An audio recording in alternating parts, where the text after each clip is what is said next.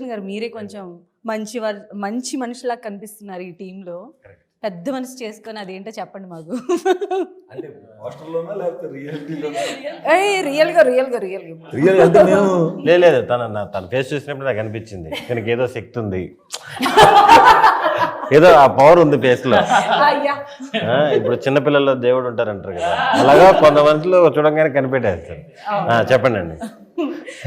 ఇప్పుడు ఇంత ఎలివేషన్ ఇచ్చారు కదా, సో అంత ఎలివేషన్తో అదేంటో చెప్పండి మాకు. మీకు అంత పవర్ ఉన్నప్పుడు నేను చెప్తే మిమ్మల్ని ఎంత చిన్నతనంగా చూసినట్టు ఉంటుంది. నేను మీ పవర్ని తగ్గించాల్సిన ప్రసక్తి లేదు, నేనైతే తగ్గించను.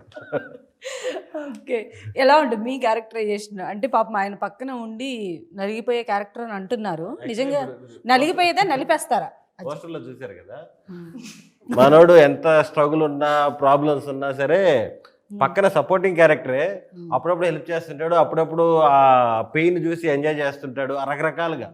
చాలా ఒరిజినల్ ఫ్రెండ్ ఎలా ఉంటాడో అలా ఉంటాడు. ఓకే, నవరసాలని బయట మనకి జెన్యున్ గా ఒక ఫ్రెండ్ ఉంటే మనం ఏదైనా ప్రాబ్లం లో ఉన్నప్పుడు కొన్నిసార్లు హెల్ప్ చేస్తాడు, కొన్నిసార్లు ఏంద్రా నీ పరిస్థితి అని చెప్పి కామెంట్ చేస్తుంటారు కదా, ఆ టైప్ లోనే ఉంటుంది ర్యాప్.